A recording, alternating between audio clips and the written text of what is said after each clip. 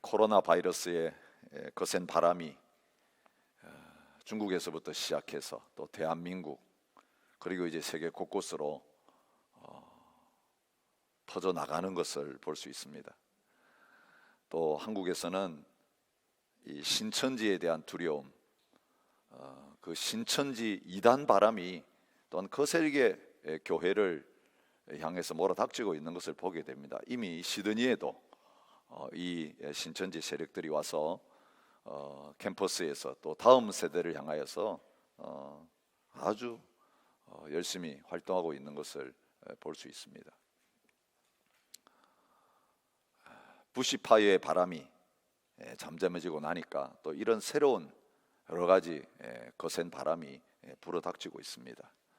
그런데 문제는 뭐냐 하면요, 이 환경이 아닙니다. 이 조건이 아닙니다. 똑같은 상황. 여러분, 이 지구의 역사가 계속되는 동안에 항상 이런 일들이 있어 왔습니다. 앞으로 그 바람이 점점 더 거세어질 것입니다. 근데 문제는 이 환경에 반응하는 저희의 믿음입니다. 오늘 우리가 감당할 믿음이 있으면 어떤 어려운 일이 닥쳐도 우리는 두려워하지 않게 돼요. 그런데 오늘 우리 자신의 믿음이 부족하면 지극히 작은 일 하나에도 벌벌 떨고 두려워하는 자리에 있게 되는 것입니다. 풍랑을 인해서 우리의 믿음의 실체가 드러나고, 그리고 계속되는 이 풍랑 속에서 이 풍랑을 이길 수 있는, 그리고 풍랑 가운데 뛰어들어서 주님과 함께 바람을 맞으면서 파도를 밟고 걸어갈 수 있는 믿음의 자리까지 설 수 있는 은혜가 저와 여러분들에게 있으시기를 바랍니다. 풍랑은 주님께 더 가까이 가게 만듭니다. 주님을 찾게 만듭니다. 그리고 주님을 만남으로 말미암아 이제는 풍랑을 이기는 자리에 서서 두려워하지 아니하고 담대하게 주님과 함께 걸어가는 자리에 가게 만들 것입니다. 오늘 저와 여러분에게 우리 주위에서 일어나는, 또 우리 개인적인 삶 속에서 경험하고 있는 많은 풍랑들을 통해서, 비바람 맞는 이 일을 통해서 이런 선한 역사, 합력하여 선이 되게 하시는 그 역사들이 나타날 수 있기를 축복합니다.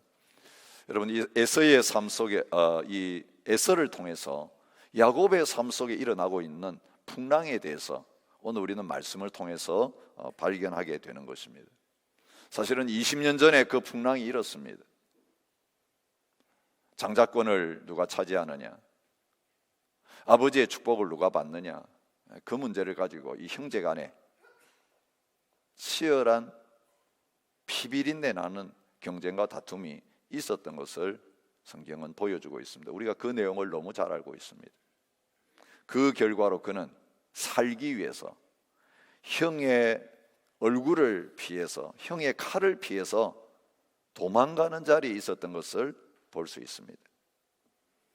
형 에서가 모든 것 다 뺏긴 다음에 한을 풀려고 야곱을 죽이려고 했습니다. 결국 그는 자기가 행한 그 잘못 때문에 형의 얼굴을 피해서 외삼촌 라반이 있는 하란 땅으로 도망가는 처량한 신세가 되었습니다. 성경은 야곱이 도망가는 그것을 에서의 낫을 피해서 도망했다, 그렇게 표현하고 있는 것을 볼 수 있습니다. 이 낫을 피했다, 오늘 본문이 다루고 있는 가장 중요한 주제예요.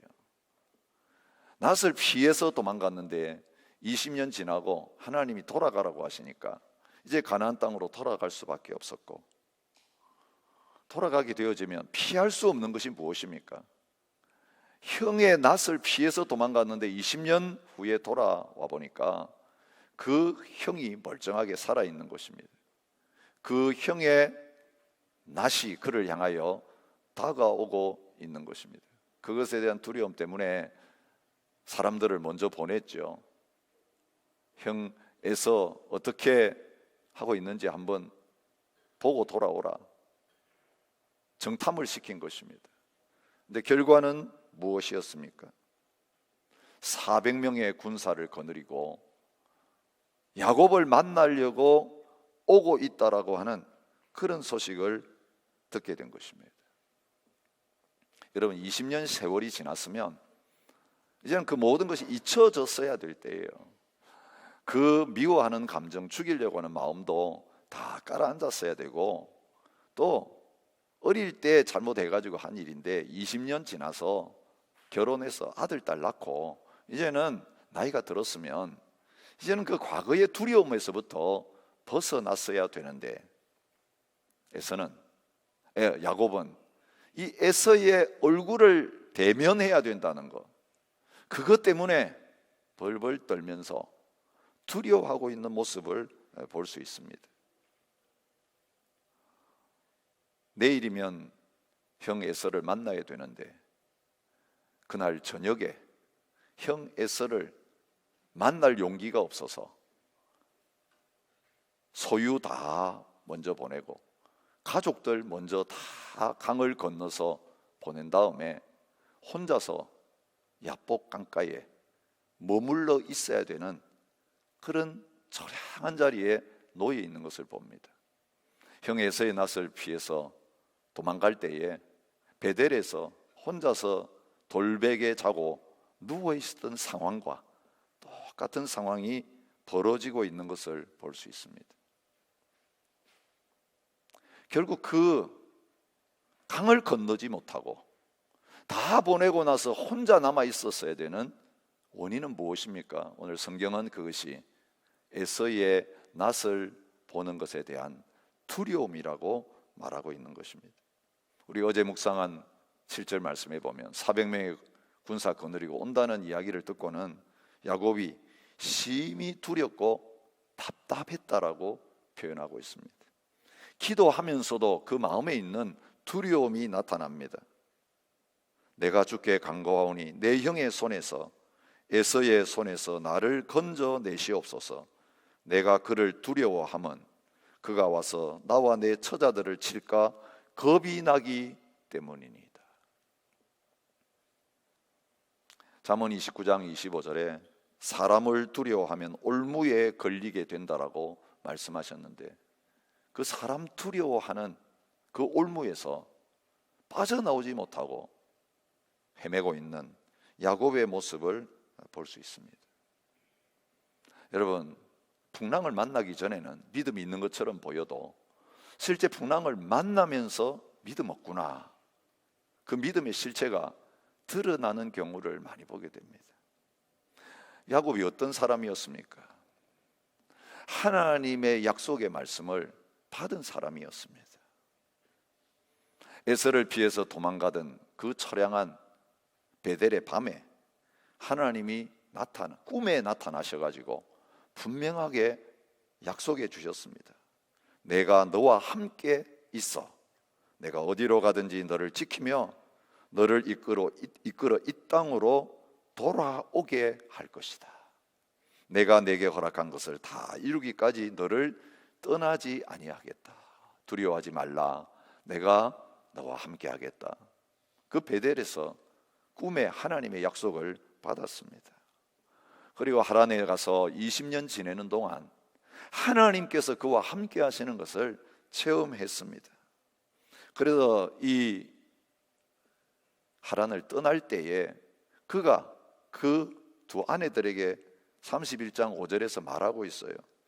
내 아버지의 하나님은 나와 함께 계셨느니라. 하나님이 함께 하셔서 사실은 이 사악한 라반 밑에 있으면서 노동 착취당하고, 사실 라반이 도망갔다는 소리를 듣고 처자들을 다 찾으러 왔어요. 그러니까 너 가려면 혼자만 가라, 내 딸이다, 내 손주다, 이러고 재산과 사람 다 뺏기고 빈털터리가 되어서 돌아왔어야 될 그런 처지에 놓여 있었지만, 하나님께서 떠나라고 하시면서 약속하시는 말씀이 뭐냐면, 내 조상의 땅, 내 족속에게로 돌아가라. 내가 너와 함께 있으리라 약속해 주셨어요. 라반을 만나기 전에도 내가 너와 함께 있으라 약속해 주셨고, 이제 돌아가라. 에서를 만날 두려움이 너한테 있지. 그런데 내가 너와 함께 있어 주겠다라고 약속하셨습니다.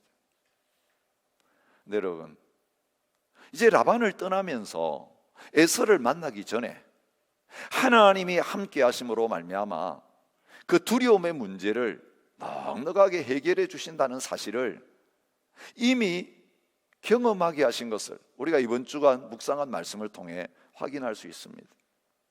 왜 야반 도주를 했느냐?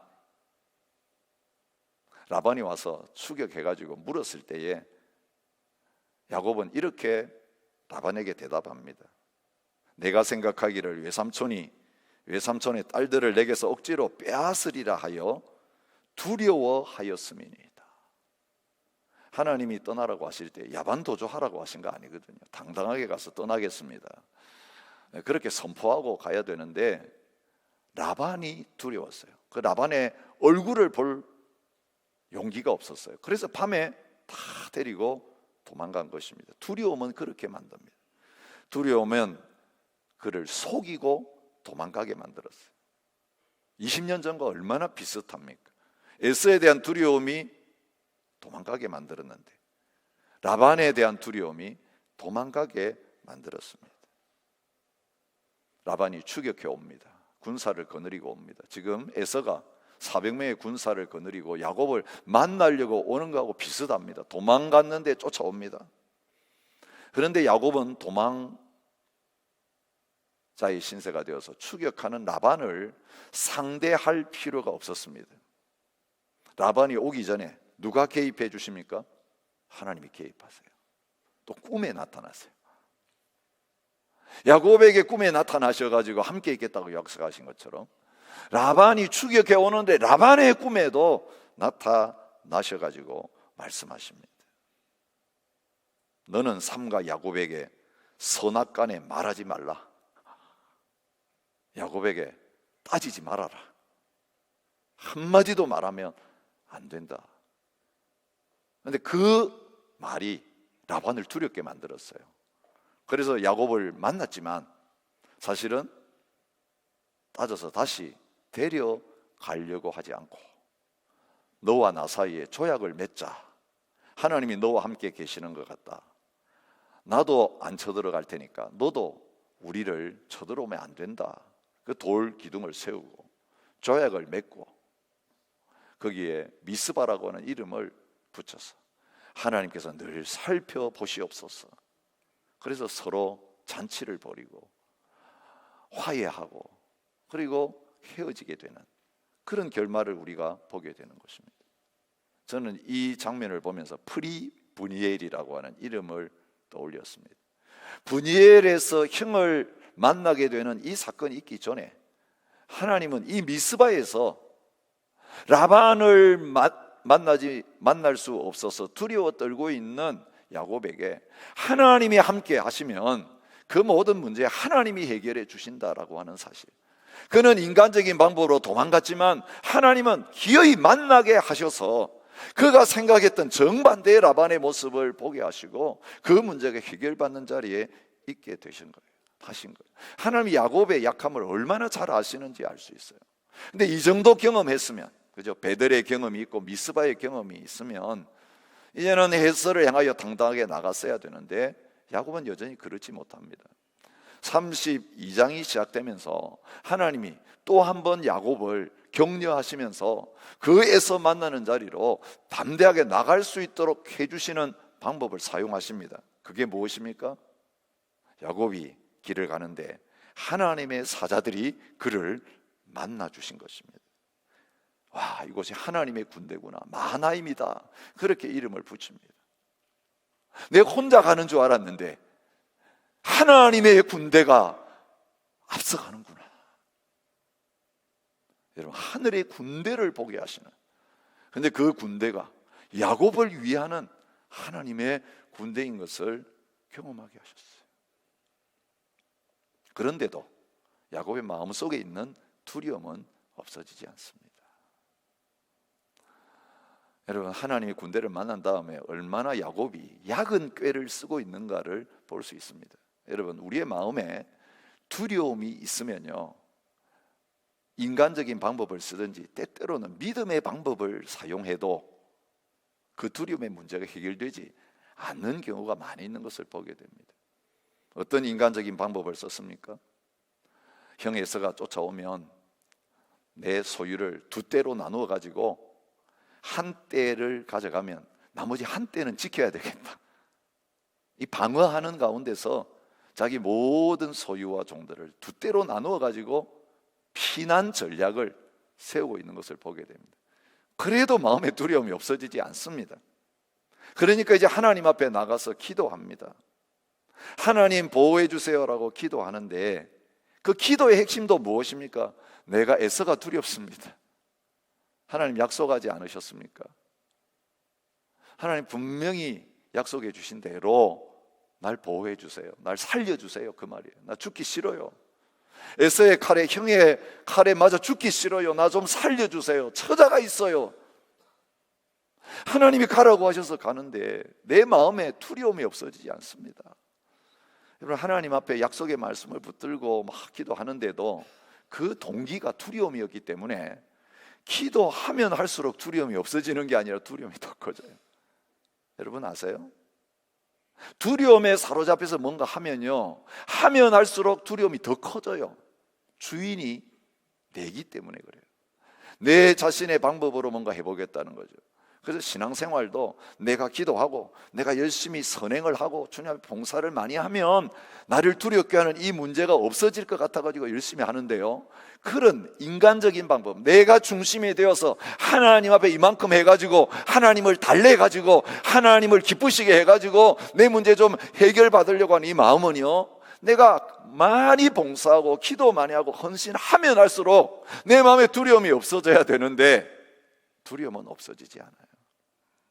오늘 밤 하나님이 당신을 부르실 때에 지옥 가지 않고 천국 갈 수 있는 확신이 있습니까? 라고 물어봤을 때요, 나 자신이 없어요 라고 말하시는 많은 분들은요, 교회 안 나오시는 분들이 있겠지만 초신자보다는요, 오랫동안 교회 다니시면서 열심히 충성하시고 봉사하신 분들 가운데 그런 대답하시는 분이 많아요. 왜 그렇습니까? 물어보면 나 아직까지 부족해서 그래요. 이런 답을 하는 거예요. 그게 뭡니까? 하나님 앞에 백전 받기 위해서 내가 뭔가 열심히 해야만 지옥 안 가고 천국 가겠구나. 그런데 내가 하면 할수록 더 두려운 거예요. 난 아직 모자란다. 여러분 느끼시잖아요. 내가 뭔가를 많이 했는데 나는 내가 누군지 잘 알거든요. 내가 얼마나 욕심 많은 사람인지, 내가 얼마나 부족한 사람인지, 이 내 자신의 모습을 보니까 여기 해답을 발견하지 못한 거예요. 남들이 볼 때는 열심히 충성하고 봉사하기 때문에 야, 거룩한 사람이다, 선한 사람이다, 뭐 그게 인정해 주는데 정작 내가 하나님 앞에 서야 되는데 내 모습을 보면 이거 아닌 거예요. 그래서 나는 지금 하나님 앞에 설 때 천국 들어갈 용기가 없습니다 라고 말한 거예요. 어쩌면 야곱의 모습이 그런 모습이에요. 기도도 해요. 하나님 약속의 말씀도 붙들고. 그런데 기도한 다음에 뭐가 있어야 되겠어요? 두려움의 문제가 해결되고 마음의 평안이 찾아와야 돼요. 에서가 오든지 말든지 이제는 상관없다 그러면서 약속의 말씀, 하나님이 함께 하시겠다, 하나님이 함께 하시면 됐지, 그러면서 믿음으로 야복강을 탁 건너서 가야 되는데, 여러분 비겁하게 처자를 다 그 죽는 자리에 내보내놓고 자기는 제일 마지막에 빠져가지고 강을 건너지 못해서 벌벌 떨고 있는 그 모습을 보게 되는 것입니다. 야곱이 왜 이런 자리에 서게 됐을까요? 자기가 중심되어서 뭔가 하나님이 약속하신 그것을 내 힘과 방법으로 이루어 보려고 하는 그 자리에 있었기 때문이에요. 중심이 안 바뀌었어요. 주님은 함께 계셨어요. 그런데 여전히 내가 주인이었어요. 하나님이 이용만 하려고 했지, 하나님의 보호만 필요하고 하나님이 물질적인 복을 막 주시는 그것만 원했지, 진정으로 하나님을 주인으로 모시고 자기가 종의 자리에 내려앉지 못하고 있는 모습을 보는 거예요. 그래서 늘 하나님 앞에 설 때 하나님 두려워하는 마음이 있는 거예요. 하나님 무서워하는 마음만 있는 거예요. 여러분, 에서를 두려워했기 때문에 에서의 얼굴을 볼 자신이 없어가지고 오늘 본문에 기도한 다음에 야곱이 취한 방법이 뭐였습니까? 어떤 전략을 사용했습니까? 선물을 준비했습니다. 그리고 그걸 앞서 다 때를 여러 때로 나누어 가지고 보냈어요. 거리를 잊게 만들었어요. 마음이 화가 났다가도 처음 1차 선물이 도착할 때 마음이 좀 풀어졌다가 그 다음 또 있으니까 또 2차 선물이 오고 3차 선물이 오고 4차 선물이 오고 5차 선물이 오고 6차 선물이 오니까 시간 벌기 작전을 하는 거예요. 뇌물 작전을 쓰는 거예요. 와, 이런 걸 보면서 그죠?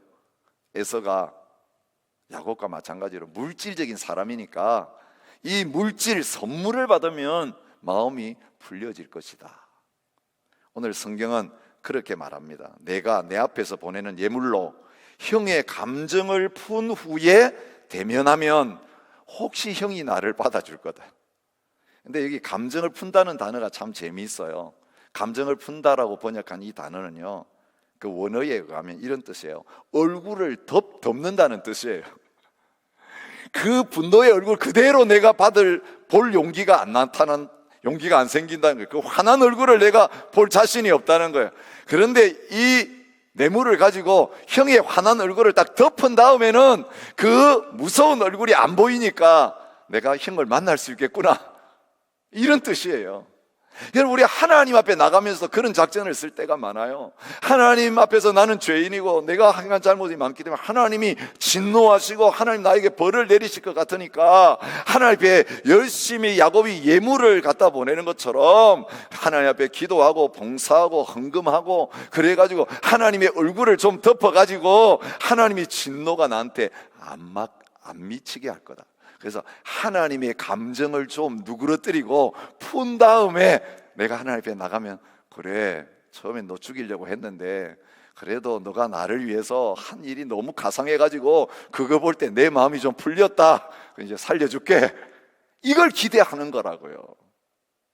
이게 율법주의 중에 가장 큰 율법주의의 모습이에요. 그 중심에는 내가 있어요. 내가 하나님을 위해서 뭘 해야 된다는 거예요. 여러분, 내가 죄인인 것도 알아요. 그리고 이 죄가 얼마나 큰가도 알아요. 그런데 이 죄 문제를 내가 풀려고 하는 거예요. 내가 뭔가 죄보다 더 많은 선을 행해가지고 하나님의 감정을 좀 누그러뜨릴 수 있다고 생각하는 거예요. 근데 그 방법이 통했습니까? 그렇게 다 했는데도 결과는 무엇이었습니까? 혼자 남았어요. 그 두려움이 없어지지 않은 것입니다. 여러분, 그가 에서를 만나는 이 문제, 죄의 문제잖아요. 이 해결하려고 사용했던 방법이 결국은 뭡니까? 아버지한테 기도받고 형의 장자권을 대신 빼앗아 가지고 복 받으려고 했던 그 복의 실체가 뭡니까? 결혼해가지고 자녀 많이 낳고 양떼 소떼가 많이 생겨서 물질적인 복 받고, 이게 전부였어요. 여러분, 내 중심의 인간, 하나님을 제대로 만나지 아니하고 복음을 제대로 만나지 않고 율법주의에 빠져서 내 중심의 신앙생활하는 사람의 중심은 뭐냐면 기복신앙이에요. 이 세상 살아가는 동안 편안하게 잘 살자는 거예요. 그래서 문제가 생겨도 뭘 가지고 해결해요? 내가 복이라고 생각하는 그걸 가지고 하나님 앞에 긍정하고 사람 앞에 긍정하는 거예요. 사자들을 앞서 보내면서도 에서에게 야곱에 대해서 뭐라고 말하라고 시킵니까? 내게 소와 나귀와 양떼와 노비가 있으므로 주님께 알리러 왔습니다. 야곱이 이제 부자 됐다는 거 알리고 있는 거예요, 형한테. 그럼 받아낼 게 좀 있겠구나, 이런 기대감을 갖게 만든 거예요. 그러니까 하나님도 속이고 형도 속여가지고 얻어낸 그것을 가지고, 그 결과를 가지고 문제를 해결하려고 하는 거예요. 하나님 앞에 기도하면서도 이 마음이 드러나요. 내가 내 지팡이만 가지고 이 요단을 건넜더니 지금은 2때나 이루었나요? 이걸 하나님 앞에 자랑한다고 자랑하는 거예요. 하나님, 지팡이만 가지고 걷는데 나한테 복을 주셔가지고 2때가 되었습니다. 대단하지요, 주님. 여러분, 우리가 자랑하는 거기에 우리가 뭘 복으로 삼는가가 드러나 있어요. 자녀들 뭐 좋은 학교 들어간 거 자랑하면요, 이 자녀들이 잘 되는 게 내 중심에 복이 되어 있는 거예요. 그래서 맨날 기도할 때 보면 자식들 잘 되는 기도만 하고 있는 거예요. 내가 사업에 성공해서 부자 됐다는 걸 맨날 자랑하면 사실 돈이 복이라고 생각하고 있는 거예요. 우리가 세상적으로 권력을 얻는 그걸 막 대단하다고 자랑하면요, 사람에게 인정받는 것이 최고다, 이게 복이다라고 내가 믿고 있는 걸 드러내는 거예요. 하나님이 함께 하셔서 복 주셨는데, 그런데 야곱은 기껏 하나님의 손에서 받은 그 양떼, 소떼, 자식 새끼 이 11명, 사실은 12명, 12번째 베냐민이 태어나기 전이잖아요. 그거 하나님 앞에서 자랑하는 것만이 아니라 에서 앞에서 자랑하고 내밀고 있는 것을 보게 됩니다. 그리고 그걸 예물로 사용하는 거예요. 문제 해결의 방법으로 사용하는 거예요. 내가 복이라고 생각하는 걸 내 어려움 당한 그 해결책으로 사용하려고 하는데 전혀 도움이 되지 않는 결과를 하나님 주세요. 내가 신앙생활 하면서 그렇게 구하고 노력하고 받았다고 감사하고 자랑했는데 막상 에서라고 하는 두려움의 실체를 만나게 되니까 이거 아무 소용없구나. 여러분, 그걸 느끼면서 진짜 하나님을 대면하는 자리로 나가는 거예요. 여러분, 지금 여러분이 만난 상황이 에서의 얼굴을 대면하지 못해서 두려워 떨면서 야복강강에서 혼자 남아있는 야곱의 처지가 여러분의 처지라면 하나님은 이 시간 나를 만나자고 저와 여러분들을 그 하나님과 대면하는 분이엘의 자리로 초청하고 계십니다. 이젠 빠져나갈 수도 없어요. 라반에게로 돌아갈 수 없어요. 분이엘이 딱 경계선에 이거 안 넘어온다. 앞으로 갈 수도 없어요. 에서가 기다리고 있어요. 옴짝달싹할 수 없는 그 자리에서 이제는 어디로 갈 수밖에 없습니까? 하나님과 대면한 자리를 갈 수밖에 없는데, 여러분 아시죠? 죄인이 죄 문제 해결 안 되면요, 사람의 얼굴도 보기 어려워하고 두려워할 뿐만 아니라 스스로 하나님 앞에도 못 나가요. 두려워서. 은혜는 무엇입니까? 이런 야곱, 벌벌 떨고 밤을 지새고 있는 그 야곱을 하나님이 찾아오셨다는 거예요. 한 사람이 찾아왔어요. 이 한 사람이 누굴까요? 호세아 선지자는 천사라고 말하고 있습니다. 야곱이 나중에 고백하잖아요. 하나님과 겨루었다. 하나님의 얼굴을 뵀다. 그죠? 사람이 와가지고 씨름했는데, 밤새 씨름했는데 성경은 천사라고 말하고, 그런데 그 천사가 하나님이었다라고 고백하는 것을 봅니다. 여러분, 성경에는 그런 표현이 많아요. 하나님의 사자가 나타나가지고 기드온과도 만나고 삼손의 부모와도 만났는데 나중에는 하나님을 뵀다라고 그렇게 고백하는 경우가 많습니다. 그러니까 보이지 않는 하나님, 그죠? 하나님은 영이시기 때문에 그 하나님은 우리와 만나실 수 없어요. 그런데 구약 시대에 하나님의 사자라고 하는 그 표현을 통해서 예수 그리스도께서 사람과 만나 주시고 사람에게 자신을 보이시면서 하나님의 뜻과 성품을 드러내시는 것을 어렴풋하게 이 사건을 통해서 보여주고 계시는 것입니다. 하나님이 찾아오셔야 하나님 만날 수 있어요. 우리가 하나님 앞에 온갖 예물을 들고 하나님의 마음을 기쁘시게 하고 하나님의 감정을 풀기 위해서 아무리 나가도 하나님 앞에 나설 수 있는 사람은 아무도 없어요. 왜냐하면 하나님을 그런 상태로 대면하면 우리는 죽음을 맛볼 수밖에 없기 때문이에요. 성경은 하나님과 대면하는 그것, 죄인이 하나님과 대면하는 것이 얼마나 비극적인 결과를 가져오는가 하는 것을 분명히 말씀해 주고 있어요. 하나님의 얼굴을 보여달라고, 영광을 보여달라고 하던 모세에게 하나님이 뭐라고 말씀하십니까? 출애굽기 33장 20절에 또 이르시되 내가 내 얼굴을 보지 못하리니 나를 보고 살 자가 없음이라, 그렇게 말해요. 성전에서 하나님의 영광을 보았던 이사야의 고백을 보십시오. 이사야서 6장 5절에 그때 내가 말하되 화로다 나여 망하게 되었도다. 나는 입술이 부정한 사람이요 나는 입술이 부정한 백성 중에 거주하면서 만군의 여호와이신 왕을 배웠음이로다. 이제 망했다, 이제는 죽었다, 그런 고백을 하고 있는 것을 볼 수 있습니다. 죄인이 죄를 그대로 가지고 하나님 만나면 이런 자리에 서게 됩니다. 그런데 하나님께서 이 죄인인 야곱을 만나러 오셨는데 죽이러 오신 것이 아니라 그를 살리려고, 참 복을 주시려고 그 밤에 찾아오신 것을 성경은 보여주고 있는 것입니다. 야곱이 아무리 자기 힘으로 바꾸려고 해도 바꾸어지지 않는 자기의 존재, 남의 발꿈치 잡는 이 사악한 존재, 뱃속에서부터 그렇게 길들여졌어요.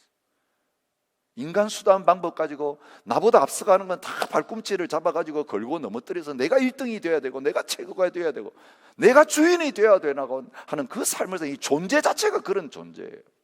바꿀 수가 없어요. 이 존재가 안 바뀐다는 것의 특징이 뭐냐면 내가 내 뜻대로 안 되면 늘 두려움이 나에게 가득 찾아가는 거예요.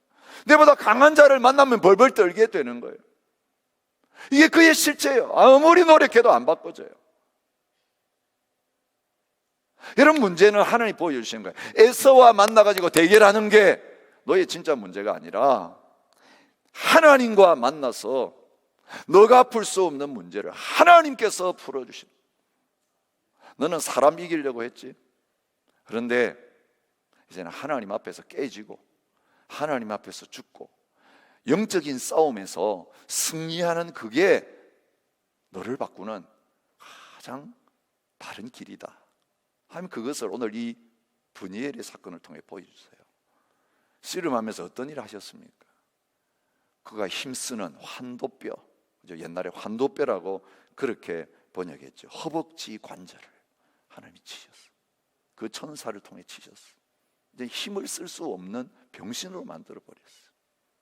자기 힘을 의지하지 못하고 이제는 못하게 하나님 만들어 버리신 거예요. 여러분, 영적인 세계 속에서 이런 일들이 우리가 하나님을 만나게 될 때 일어나게 돼요. 나의 자아를 완전히 죽이시는 거예요. 내가 자랑하는 것들을 완전히 다 제거해 버리시는 거예요. 여러분, 우리가 이 세상에서 힘쓰고 살려고 하면서 힘으로 지팡이로 의지하는 것들이 다 있어요.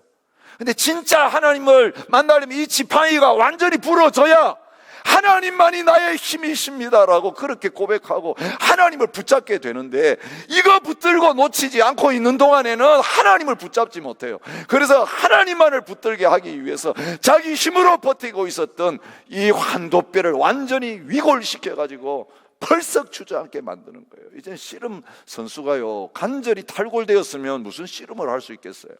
힘을 어디에 쓸 수 있어요? 다리로 힘을 받쳐야 무슨 기술도 걸지요. 완전히 무력한 상태로 만드신 거예요. 여러분 아세요? 우리가 의지하는 것들이 박살나고 자아가 완전히 깨져서 희망이 없게 되어질 때, 그때야 비로소 내가 추구하는 복이 아니라 하나님이 주시는 그 진정한 복을 이제는 목숨 걸고 붙드는 자리에 서게 되는 거예요. 날이 새서 떠나려고 하는데도 여러분, 관절이 탈골되어가지고 힘도 못 쓰고 너덜너덜한 그런 야곱이 어떤 자세를 취합니까? 당신이 내게 축복하지 아니하면 가게 하지 아니하겠나이다. 붙들고 안 넣는 겁니다. 누구를 붙들고 늘어져야 되는가? 이제 대상을 바로 알았어요. 맨날 사람 붙들고 늘어져가지고 싸워서 이기려고 그러고 내 목적을 이루려고 하고, 이게 야곱의 실체예요. 사람 붙들고, 이게 한번 그 사람에게 붙들리면 빠져나올 수가 없어요. 여러분, 유명한 깡패는 다른 거 아니에요. 힘 있는 사람이 깡패가 아니라요, 절대로 붙들고 안 놓아주는 사람이 결국 이기게 돼 있어요. 끝까지 물고 늘어지면 결국 내가 졌다. 여러분, 하나님을 그렇게 붙들고, 이제는 내가 붙들어야 될 대상이 내 앞서가는 형이 아니고 이 세상의 물질이 아니고 모든 복의 근원이신 하나님, 복 주시는 하나님, 당신이 구하는 나에게 주시는 그 복을 받기를 원합니다. 주님 떠나서는 내 복이 없습니다. 내가 복 받았다고 자랑했는데 이 복이 아무 쓸데가 없습니다. 에서 앞에서는 무용지물입니다. 이제는 하나님의 복이 나를 살려주셔야 내가 에서의 얼굴도 대면하고 남은 삶을 당당하게 살아갈 수 있겠습니다. 그러면서 하나님을 절대적으로 신뢰하면서 붙잡는 자리에 나가는 것을 보게 됩니다. 그때 하나님이 뭐라고 하시냐면 너가 이겼다고 말씀하시는 거예요. 여러분, 전능하신 하나님이 지실 수 있겠어요? 아니에요. 주시는 거예요. 누구에게? 어린아이처럼. 절대적으로 나는 안 됩니다. 하나님의 은혜가 필요합니다. 나는 죄인입니다. 주님, 나 돌아보지 않으시면 나 소망 없습니다. 그렇게 절대로 주님의 은혜만을 구하는 자, 주님의 복을 붙잡는 자에게 하나님께서 축복해 주실 뿐만 아니라 이름을 바꾸어 주시는 은혜를 주시는 거예요. 너 이름이 뭐냐 물으세요. 야곱입니다. 여러분, 눈먼 아버지 앞에서는 너 이름이 뭐냐라고 할 때 자기 실명을 이야기하지 못했어요. 에서입니다. 하나님 앞에서는 이름 감출 수 없어요.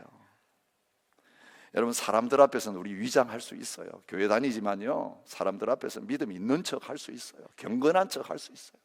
그런데 내 자신이 전혀 경건하지 않고 이거 위선자, 바리새인처럼 그렇게 살면서 사람의 인정과 칭찬 받으려고 그렇게 하는 경우가 많아요. 그것 가지고 구원 못 받아요. 그것 가지고 하나님 앞에 담대하게 나갈 수가 없어요. 참 이상하죠. 하나님 앞에 담대하게 나갈 수 있는 길은요, 내 옷을 벗는 거예요. 그 가면을 다 벗고 내 사실 야곱이에요. 너 이름 뭐야? 너 존재가 어떤 존재야? 할 때 나는 사기꾼입니다. 나는 내 힘으로 살려고 했던 존재입니다. 나는 남의 발목 잡는 사람이에요. 야곱입니다. 이게 내 모습입니다. 그런데 정직하게 자기의 이름을 내놓고 하나님 앞에 나갔는데 하나님은 너 평생 야곱이니까 벌받고 살아라 이렇게 하신 게 아니에요. 너 지은 죄가 너무 크니까 앞으로는 속죄하고 살아라 그런 게 아니라 너 이름을 이제부터는 이스라엘이라고 바꿔주겠다. 새 이름을 주시는 거예요. 나와 기로 이긴 자다. 그게 지금 이스라엘 민족의 국호가 된 거예요. 누구든지 그리스도 예수 안에 있으면 새로운 피조물이라. 이전 것은 지나갔으니 새 것이 되었도다. 이건 하나님께서 이루어 놓으신 그 놀라운 언약, 그 놀라운 은혜 때문에 죄인인 우리를 의인 되게 하시고 하나님의 자녀라고 일컬어 주시고 너는 이스라엘이라고 말씀하시는 복을 누리게 되는 것을 말씀하고 계시는 거예요. 복은 우리가 받는 게 아니에요. 우리가 만들어내는 게 아니에요. 하나님이 주셔야 그게 복이에요.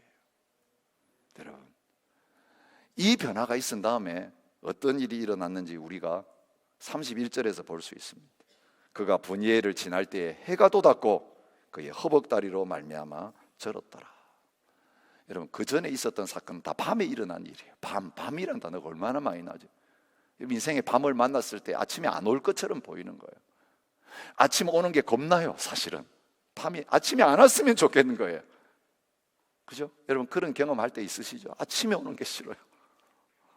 그 결정적인 그 아침이 안 오고 그냥 밤이 계속되다가 그냥 이 밤에 내가 죽어버렸으면 좋겠다는 그 마음이 들 때가 있어요. 얼마나 힘들고 어려웠으면. 그런데 주님을 대면하고 하나님을 만난 그 밤이 지나고 나니까 그에게 아침이 찾아왔습니다. 해가 돋았습니다. 그런데 절뚝거리는 그 다리를 가지고도 담대하게 나가고 있는 모습을 봅니다. 가족들 뒤로 다 물리치고 에서를 맞이하기 자기가 앞장서서 뚜벅뚜벅 절면서 걸어나가는 야곱의 변화된 모습을 보게 되는 것입니다. 사랑하는 성도 여러분, 오늘 우리가 하나님을 진정으로 대면하고 만나면 이제는 두려워할 대상이 전혀 두려움의 대상이 되지 않는 내 편에서 뚜벅뚜벅 먼저 그 속으로 걸어 들어가게 되는 그런 역사가 나타나게 될 줄 믿습니다. 만났더니 오히려 에서가 달려와가지고 함께 껴안고 눈물을 흘립니다. 야곱이 이 에서를 만나기 전에 그렇게 두려워했는데 이 분이엘 사건을 경험하고 나서 만난 다음에 뭐라고 고백하냐 하면 내가 형님의 얼굴을 배운 즉 하나님의 얼굴을 본 것 같사오며, 하나님의 다른 얼굴을 봤거든요. 죄인인 것을 죽이지 아니하고 변화시켜 주시는 하나님의 얼굴을 봤거든요. 그러니 에서의 얼굴도 하나님의 얼굴 같다는 거예요. 여러분, 하나님의 얼굴을 제대로 본 사람은 사람의 얼굴도 하나님의 얼굴로 보이는 역사가 일어나게 될 줄 믿습니다. 하나님 앞에서 복음을 경험하지 못한 사람은 내가 잘못한 그 사람 만날 수가 없어요. 피해 다닐 수밖에 없어요. 도망 다닐 수밖에 없어요. 그런데 원수가 외나무 다리에서 만난다고 이 호주 와서 만나고 시드니 중앙장로교회 와가지고 딱 만나고 뭐 이런 경험들이 얼마나 많은지. 아이고, 도망가려고 하는데 딱 잡혀가지고 갈 수도 없는 자리에, 그죠? 피해 다닐 수 없어요. 하나님과 대면하는 자리에 나가면 얘는 그 사람, 두려워하던 사람이 두려움의 대상이 아니라 하나님의 은혜를 받은 자의 모습으로 바뀌고 예수 그리스도 안에서 원수가 친구가 되어지는 그런 놀라운 역사가 나타나게 될 줄 믿습니다. 여러분, 복 중에 복은 뭐겠습니까? 오늘 성경이 말합니다. 그곳 이름을 브니엘이라고 지으면서 말합니다. 내가 하나님과 대면하여 보았으나 내 생명이 보존되었다 하면이라. 대면하면 죄인이 죽어야 돼요. 하나님이 찾아오셔서 만나 주셨어요. 그런데 살리시기 위해서 만나 주신 거예요. 하나님 대면하고도 안 죽는 역사가 그에게 나타나게 된 것을 보여주고 있습니다. 이게 예수 그리스도를 통해서 저와 여러분들이 받는 복이에요. 본래 하나님을 본 사람이 없으되 아버지 품속에 있는 독생하신 하나님이 나타내셨다고 요한복음 1장 18절에서 말씀하십니다. 그리고 주님께서 요한복음 14장 6절부터 9절에 말씀하십니다. 내가 곧 길이요 진리요 생명이니 나로 말미암지 않고는 아버지께로 올 자가 없느니라. 너희가 나를 알았다면 내 아버지도 알았으리로다. 이제부터는 너희가 그를 알았고 또 보았느니라. 빌립이 이르되 주여 아버지를 우리에게 보여주옵소서. 그리하면 족하겠나이다. 예수께서 이르시되 빌립아, 내가 이렇게 오래 너희와 함께 있으되 내가 나를 알지 못하느냐? 나를 본 자는 아버지를 보았거늘 어찌하여 아버지를 보이라 하느냐? 보이지 않는 하나님과 대면하는 길이요 진리요 생명 대신 예수님을 통해서 하나님 아버지를 대면하게 되는 그 복된 자리에 서게 되는 것을 말씀하고 계십니다. 예수님은 하나님의 형상이십니다. 그리고 이 땅에 오셔서 그 하나님 아버지를 직접 모든 죄인들이 볼 수 있게 해주셨어요. 주님은 심판하기 위해서 오신 것이 아니라 구원하기 위해서 오셨습니다. 야곱을 이스라엘로 바꿔주시기 위해서 찾아오셨습니다. 이방인인 저희들에게 이 복음을 가지고 찾아오셔서 이제는 너희가 이스라엘이고 아브라함의 후손이라고 하는 놀라운 새 이름을 갖게 하여 주셨습니다. 다시는 저주가 없으며 하나님과 그 어린 양의 보좌가 그 가운데 있으리니 그의 종들이 그를 섬기며 그의 얼굴을 볼 터이요. 여러분, 예수 그리스도 안에서 우리가 주님 다시 오시는 그날 하나님의 얼굴을 배웠고 그 보좌 앞에서 예배하며 섬기는 자리에 있게 될 것을 약속해 주신 것입니다. 하나님과 대면하기 위해서 예수님의 십자가를 붙들고 복음을 붙들고 이제는 담대하게 주님의 보좌 앞으로 나아가는 저와 여러분이 되시기를 주님의 이름으로 축복합니다. 이 예배 자리에 설 때마다, 기도의 자리에 나갈 때마다 살려주세요, 두려워요, 이런 기도 아니고요. 문제 좀 해결해 주세요, 그러면 내가 잘 될 것 같아요, 이 세상의 복을 구하는 기도가 아니라 이제는 하나님과 대면하고 하나님과 영원히 함께 사는 이 복을 나에게 주셨는데, 주님, 내가 그 얼굴 앞에서 살기를 원합니다. 그 얼굴을 구하면서 날마다 하나님의 얼굴 빛 앞에서 사는 자가 되기를 원합니다. 여러분, 이 복을 구하고 이 복을 누리면서 이제는 어떤 사람의 얼굴도 두려워하지 아니하고 담대하게 나갈 수 있는 저와 여러분 되시기를 주님의 이름으로 축복합니다.